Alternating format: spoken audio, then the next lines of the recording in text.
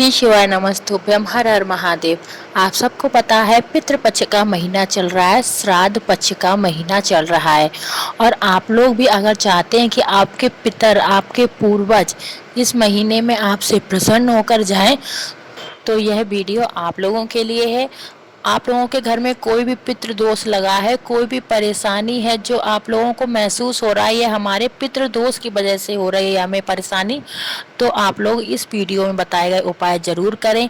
सारे उपाय पूज्य गुरुदेव जी की कथा से सुनकर ही आपको बताऊंगी और बहुत अच्छे से समझाने की कोशिश करूंगी।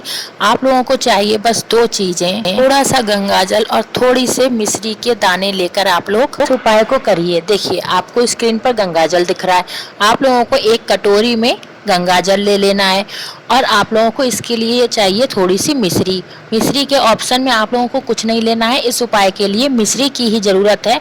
और मिश्री की भी कोई गिनती नहीं है, आप लोग बस एक चुटकी में मिश्री ले लीजिएगा, जितनी भी आ जाए, कोई गिनती नहीं है कि हाँ इतनी लेनी है, 2 लेनी है, 4 लेनी है, मिश्री लेनी है।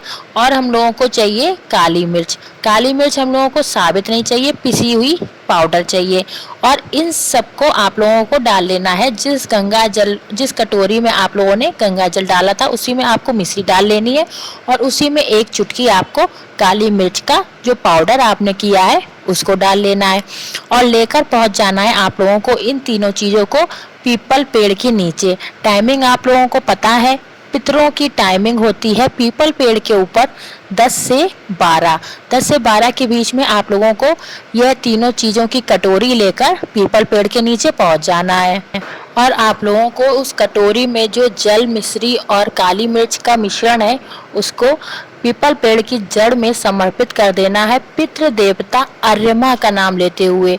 फिर से नाम बता रही हूँ, अर्यमा का नाम लेते हुए आप लोगों को समर्पित करना है। और एक गलती मत कीजिएगा, आप लोग इस समय परिक्रमा मत कीजिएगा, बल्कि आप लोग पितृदोष के जो भी उपाय पीपल पेड़ के नीचे कर रहे हैं उन उपायों के बीच में परिक्रमा नहीं करनी है। पेड़ की परिक्रमा की जाती है 10 बजे से पहले या फिर 12 बजे के बाद, ठीक है। तो आप लोग इस उपाय के दौरान परिक्रमा मत कीजिएगा, बस आप लोग जल समर्पित करके अपने घर वापस आ जाइएगा। बहुत ही सरल उपाय है पितृदोष को शांत करने के लिए। आप लोग यह उपाय तो सभी लोग कर ही लीजिएगा, ठीक है ना। तो चलिए, ये उपाय तो आप लोगों को समझ में आया।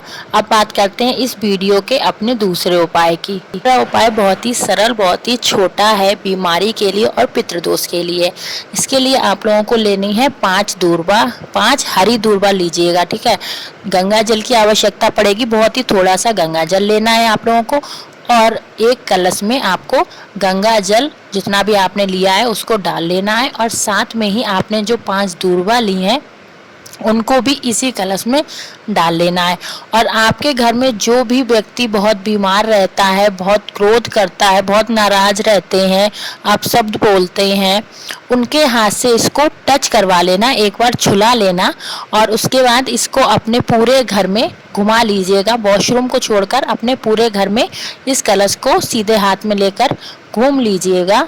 और इस कलश को भी लेकर आप लोग जाइएगा पीपल पेड़ के नीचे। टाइमिंग आपको पता ही है, 10 से 12 के बीच में जाना है और पूरे का पूरा जल आप लोगों को पीपल की जड़ में समर्पित कर देना है। इस उपाय के करने से भी हमारे घर में लड़ाई झगड़े नहीं होते हैं, मान सम्मान बढ़ता है सबका। और जो बीमार व्यक्ति होते हैं, क्रोधी व्यक्ति जिनके हाथ से आप कलश को टच करवा कर आए हैं, उनके रोग में भी, उनके क्रोध में भी धीरे धीरे शांति आने लगती है, वो सुधरने लगते हैं, उनके रोग ठीक होने लगते हैं। ये घर में जो भी लक्ष्मी से संबंधित समस्याएं चल रही होती हैं वो भी ठीक हो जाती हैं। चलिए अब बात करते हैं तीसरे उपाय की। तीसरे उपाय के लिए आपको लेना है एक सफ़ेद कपड़ा। अगर आप लोगों के पास नया सफ़ेद कपड़ा है तो बहुत अच्छा है, अगर नया नहीं है तो आप लोग पुराने कपड़े को ही अच्छे से धुल लीजिएगा, बस फटा पुराना नहीं होना चाहिए। अच्छे से साफ कर लीजिए कपड़ा को, अगर नया है तो बहुत ही अच्छी बात है। साथ ही आपको लेनी है 21 काली मिर्च। अगर 21 काली मिर्च गिनती से नहीं ले रहे हैं तो थोड़ी सी ले लीजिए। और साथ ही आपको चाहिए थोड़े से 21 काले तिल। ये तीनों चीज़ें एक चुटकी भी आप ले सकते हैं। साथ ही आप लोगों को लेने हैं जौ। 21 ले रहे हैं तो 21 नहीं तो एक चुटकी में जितने भी जौ आ जाएं ले लीजिए। और इन तीनों चारों चीज़ों को आप लोगों को सफ़ेद कपड़े में रखने के बाद एक छोटी सी पोटली जैसी बना लेनी है। ज़्यादा बड़ा सफ़ेद कपड़ा मत लीजिएगा, बस इतना लीजिएगा कि ये सारा सामान रख जाए और उसमें एक गांठ बंध जाए या फिर धागे से आप लोग बांध लीजिएगा, एक पोटली जैसी बना लीजिएगा। ठीक है, उसके बाद आप लोग इसको लेकर चले जाइएगा जहाँ पर चलता हुआ जल हो, नदी हो, तालाब हो, कुछ भी हो आपके घर के आसपास, वहाँ पर आप लोग चले जाइएगा और जो पोटली आप घर से तैयार करके लाए हैं उसको जल में समर्पित कर दीजिएगा अपने पितरों का स्मरण करते हुए। इस उपाय को करने से ही हमारे जो पितृ होते हैं वो तृप्त होते हैं और हमें खुशियाँ देते हैं, हमेशा सुख चैन प्रदान कर। आप कुछ लोग सोच रहे होंगे कि हमारे घर के पास तो कोई भी ऐसी जगह नहीं है जहाँ जल हो, नदी हो।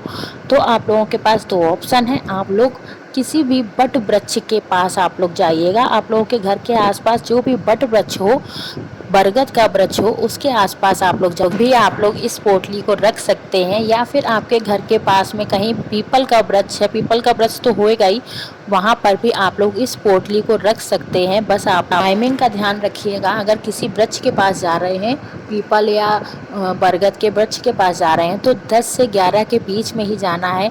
और आपको यह उपाय करते समय अपना फेस जो है दक्षिण दिशा की तरफ रखना है। मैंने अपनी तरफ से पूरी कोशिश की आप लोगों को सारे उपाय समझाने की। अगर आप लोगों को कुछ नहीं समझ में आ रहा है तो कमेंट सेक्शन में आप लोग पूछ सकते हैं। मेरे वीडियो को प्लीज़ लाइक कीजिएगा, कमेंट कीजिएगा, ज़्यादा से ज़्यादा शेयर कीजिएगा।